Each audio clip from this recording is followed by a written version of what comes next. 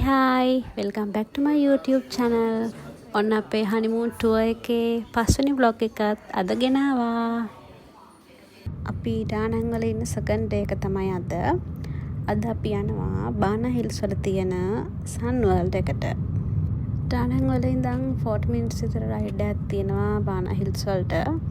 බානා හිල්ස් වලත් කන්ද උඩ තමයි Sun World එක තියෙන්නේ. ඊට පස්සේ තව shuttle එකක් යන්න ඕන අපි කන්ද උඩට. ටිකට්ස් ඔන්ලයින් ගන්නත් පුළුවන් මෙතෙන්ට ඇවිල්ලා ෆිසිකල් ගන්නත් පුළුවන්. අපි ආවා Sun World එකට බානා හිල්ස් වල.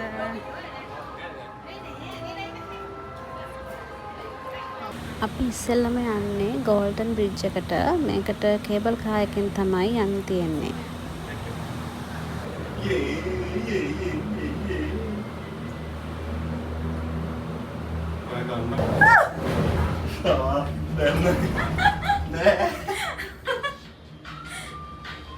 මේ කේබල් කාර් ට්‍රැක් එක තමයි ලෝකේ තියෙන දිගම සිංගල් වයර්ඩ් කේබල් කාර් ට්‍රැක් එක.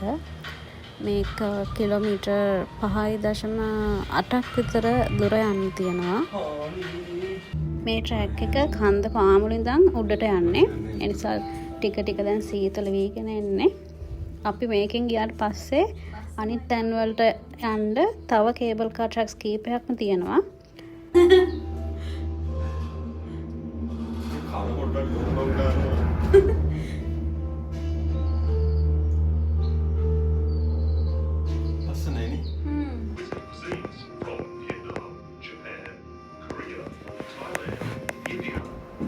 එළියේ පේන view එක මාර්ම ලස්සනයි. හැම තැනම කොළ පාටට තමයි පේන්නේ. දැන් නම් අපි ගොඩාක් උඩට ඇවිල්ලා ඉන්නේ. මීදුමත් පේනවා අපිට. මේක ඇතුළෙත් මාර සීතලයි දැන් නම්. අපි දෙන්නගේ යුනිට් එකේ අපි දෙන්න විතරයි. ඒ නිසා අපි දෙන්නට නිදහසේ බලාගෙන යන්න පුළුවන්.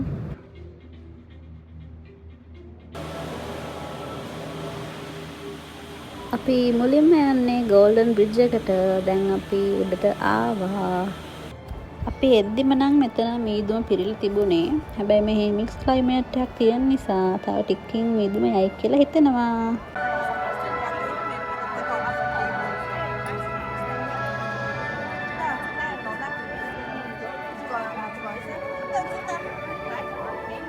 වාව්, ජීවිතේ ෆස්ට් ටයිම් මම ටියුලිප්ස් දැක්කේ. මාරම ලස්සනයි. මේක තව කලර්ස් වලින් තියෙනවා.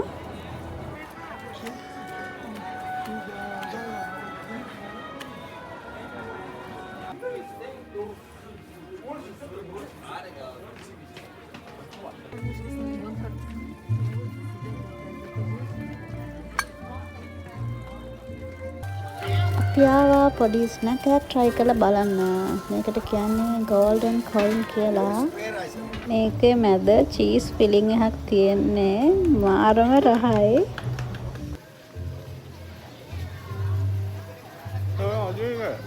මේක මගේ එක. මට බලලා වැස්සේ. මට මොනවා තියෙනවද?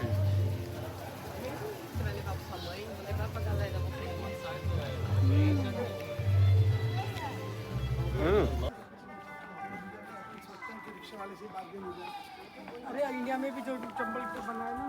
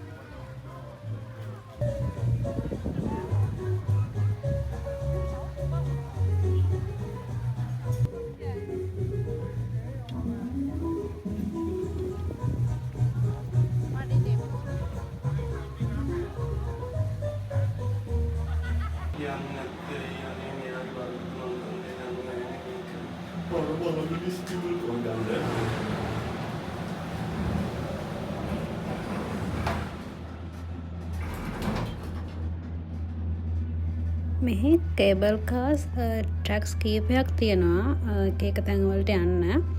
අපි දැන් යනවා තව කේබල් කාර් ට්‍රැක් එක ෆ්‍රෙන්ච් විලේජ් කියලා හදලා තියෙන ඇමියුස්මන්ට් පාර්ක් එකට. මේක නම් ලොකු දුරක් යන්න නැහැ අපිට. අර ඈතින් පේන්නේ ඩෙස්ටිනේෂන් එක.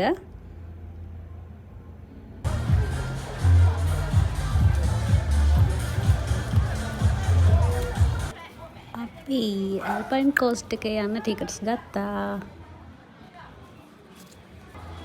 අපි යනවා කෝස්ට් එකේ.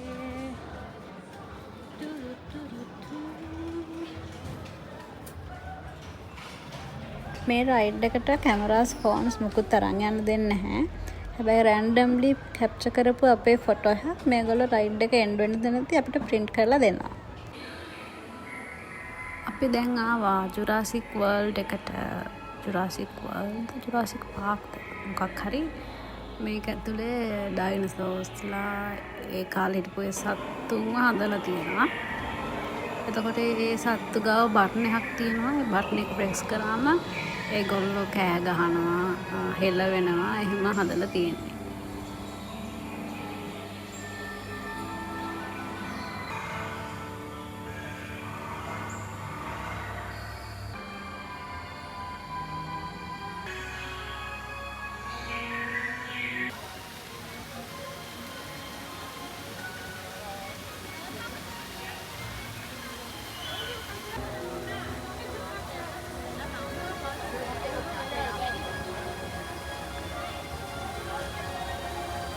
ඒකේ තියෙනවා බියර් ප්ලාසා කියලා එකක්.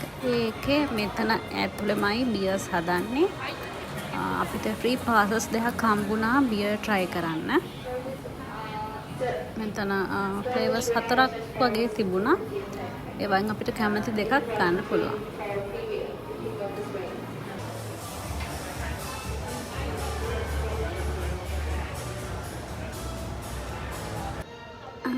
ඉතින් මට ටියුලිප් ෆ්ලවර් එකකුත් හම්බ වුණා.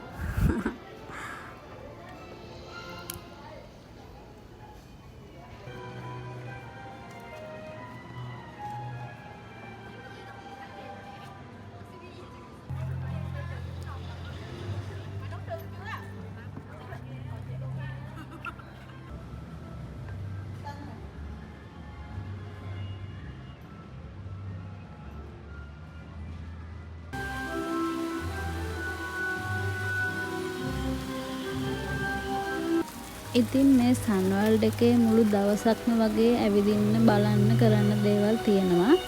ඒ නිසා Tamanට කම්ෆර්ටබල් අවුට්ෆිට් එකක් ඇඳගෙන එනවා නම් හොඳයි. ඒ වගේම තමයි ගොඩක් සීතල දරා ගන්න අමාරු අය ඉන්නවා නම් ජර්සි එකක් හරි දිගට ඇඳගෙන හරියනවා නම් හොඳයි. මොකද මේක මවුන්ටන් එකක් උඩ තියෙන නිසා ටිකක් සීතලයි.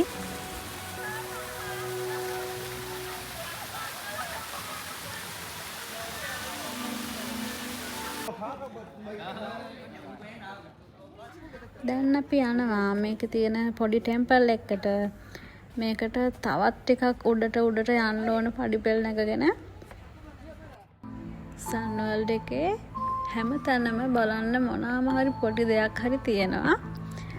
අපි දැන් දවසම ඉඳලත් අපිට හැම තැනම උනාට කවර් කරගන්න බැරි වුණා. ඔයාලට මේකේ මැප් එක බැලුවොත් තේරෙයි බලන්න කොච්චර දේවල් තියෙනවද කියලා. මං සන්වර්ල්ඩ් එකේ මැප් එක ඩිස්ක්‍රිප්ෂන් එකේ දාන්න.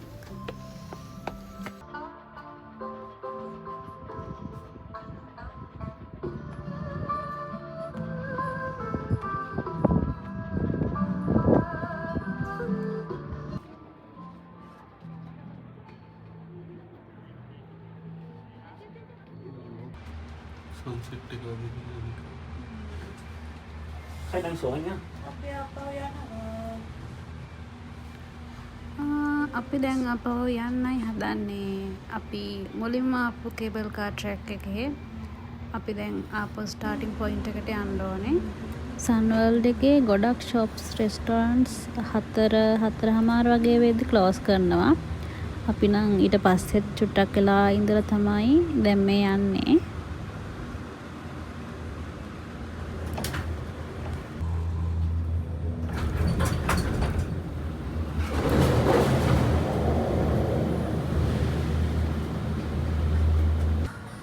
අපි ආපහු ඩානන් වල අපේ හොටෙල් එක කිට්ටුවට ආවා ඩිනර් ගන්න. මේක ලොකු රෙස්ටොරන්ට් එකක් නන් නෙමෙයි. හැබැයි අපි වියට්නාම් වලදී කාපු රසම ෆ්‍රයිඩ් රයිස් එක තමයි මේක. අපි හොට් පොට් එකකුත් ගත්තා try කරලා බලන්න.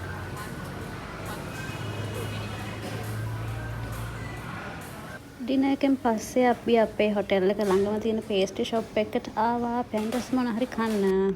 අපි ගත්තේ ටිරමිසු ස්ලයිස් එකකුයි ෆ්ලේවර්ස් 4කින් එන චීස් කේක්ස් 4කුයි. ඔක්කොම ආරම රහයි. ඉතින් අද තමයි අපි ඩානන් වල ඉන්න ලාස්ට් ඩේ එක. අපි හෙට ආපහු හැනෝයි වලට යනවා. එහෙනම් අපේ next vlog එක අනිවාර්යෙන් බලන්න. bye bye.